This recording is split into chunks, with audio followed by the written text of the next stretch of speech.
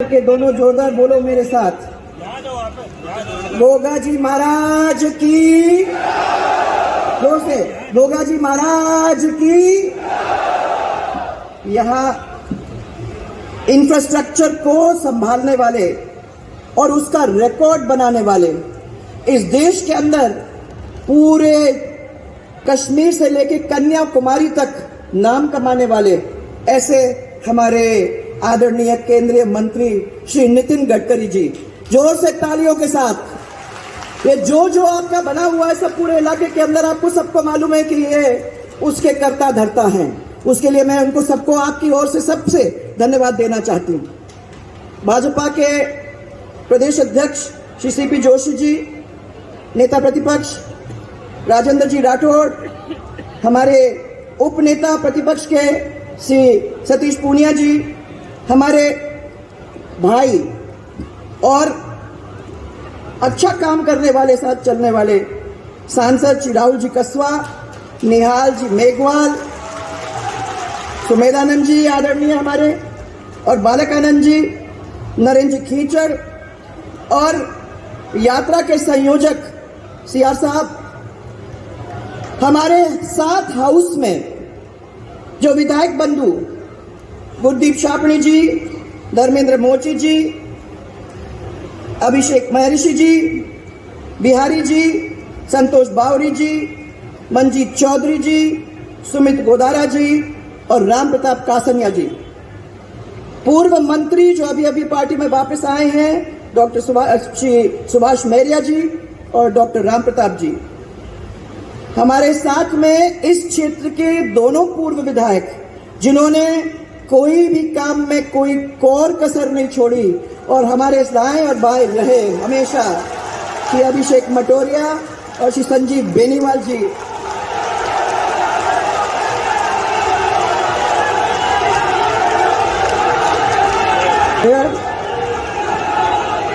अरे तुम्हारी आवाज यहां तक आ गई भाई, सुन ली मैंने।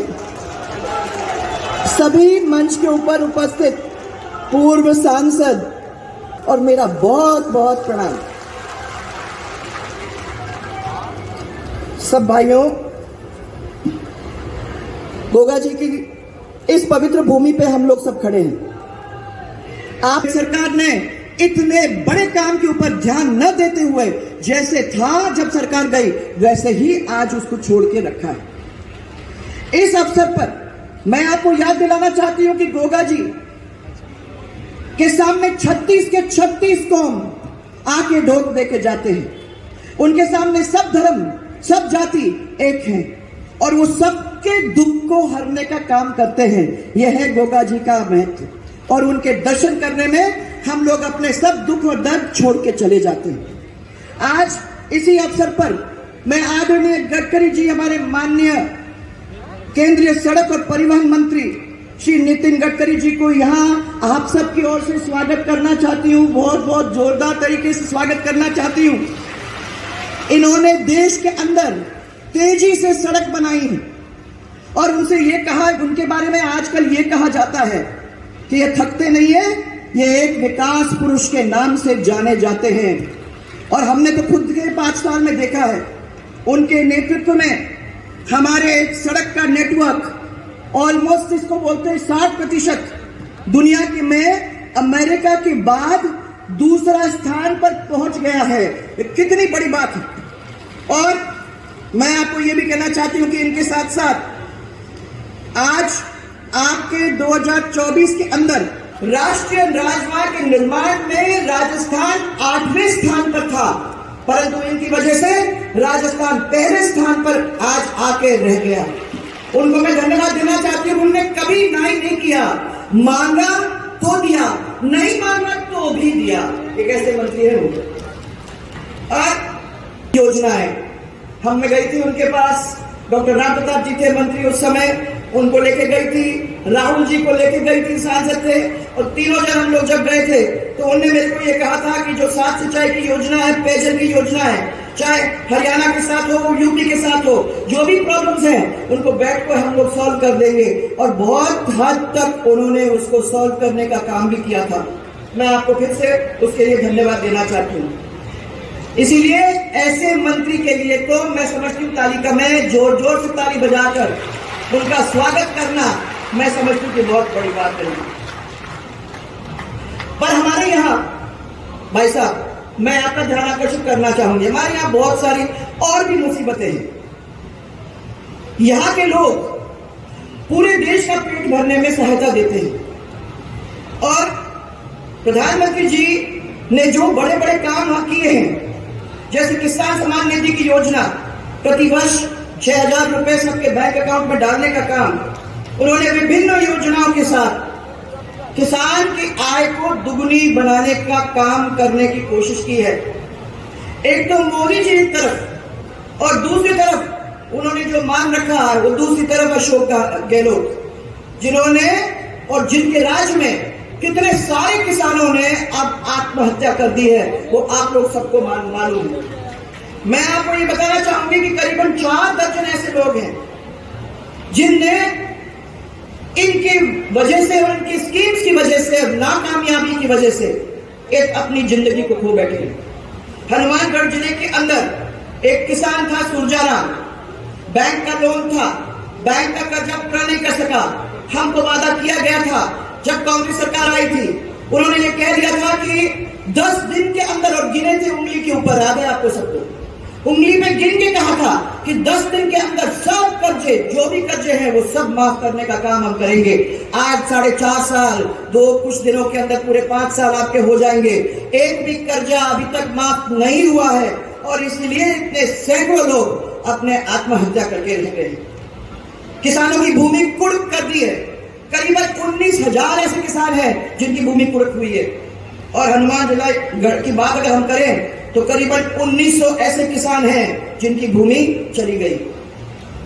किसान विरोधी इस सरकार के अंतर्गत पूरा अगस्त सूखा निकल गया है। भाइयों, आपको सबको मालूम है, सही तरीके से आपको बीज नहीं मिल रहा, खाद नहीं मिल रहा और पानी का तो नाम और निशान ही नहीं है। ऐसे समय में सरकार का क्या फर्ज बनता है? गिरदावरी करनी चाहिए, पता करना चाहिए, अपने पूरे रिकॉर्ड निकालने चाहिए और उसके बाद जहां जहां आर्थिक सहायता पहुंचाने की जरूरत है वहां तक आर्थिक सहायता पहुंचाने का काम करना चाहिए। किसी को मिला? पैसा मिला? किसी को भी मिला क्या? नहीं मिला। फसल बीमा के जो प्रकरण हैं उनको समय पर नहीं ठीक किया। सिद्धमुख नहर प्रणाली के सिस्टम के अंदर हम लोगों ने चकबंदी, किलाबंदी, मुरब्बाबंदी का काम आपको याद होगा शुरू किया था और ट्रेन तक पानी पहुंचाने का काम किया था, आप लोग सबको याद है। और इसके साथ साथ इसकी चोरी रोकने का काम हम लोगों ने किया था। आज फिर भगवान भरोसे आप सबको मालूम है कि अभी चोरी भी हो रही है, यहां तक कि पानी जा रहा है हरियाणा के अंदर, जहां 1200 रुपए में प्रति घंटे पानी बेचा जा रहा है और उसके रोकने वाला, उसको देखने वाला, उसको पनिश करने वाला यहां आज कोई भी नहीं। खेतों में आपने देखा है कपास के अंदर रोग लग गया, किसानों की फसलें बर्बाद हो चुकी हैं, सरकार सुन नहीं रही है। और अगर आप देखें यहाँ समर्थन मूल्यों के बारे में मैंने सबसे पूछा तो उन लोगों ने मेरे को बताया कि आपके टाइम में अच्छी मात्रा में हम लोगों को धान, सरसों, कॉटन का MSP मिला करता था। समर्थन मूल्य पर अभी बाजरा की खरीद नहीं हो रही है क्योंकि इस सरकार ने ऊपर डिमांड ही नहीं भेजा। यहाँ आपके दाम तो क्या है आपको मालूम है, मार्केट में 1200-1300 रुपए मिल रहे हैं। हरियाणा के अंदर MSP के हिसाब से 2350 इस तरीके के पैसे मिल रहे हैं, तो हमारे पूरे किसान अभी भी बर्बाद हो रहे हैं। इन लोगों ने बाजरा जो औने पौने दाम में बेचने पे विवश हो गए हैं। ये आपके किसानों की हालत है। मैं एक ही और चीज के ऊपर आपका ध्यान आकर्षित करना चाहूंगी और ये माताएं बहनें, हमें बहुत चिंता है। सबसे चिंताजनक ये बात है कि आज यहाँ युवाओं भी नहीं, छोटे बच्चे तक ड्रग्स लेने का काम कर रहे हैं।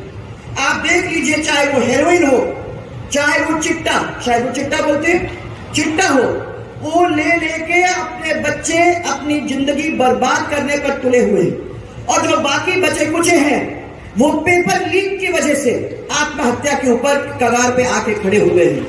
किसी को सरकार पूछ नहीं रही है, किसी को सरकार मदद नहीं कर रही है, ऐसे बड़े काम को रोकने के लिए भी सरकार कोई कदम नहीं उठा रही है। ऐसी सरकार को भाव हम लोगों को कितने दिन तक रखना है भाई? हमारी सरकार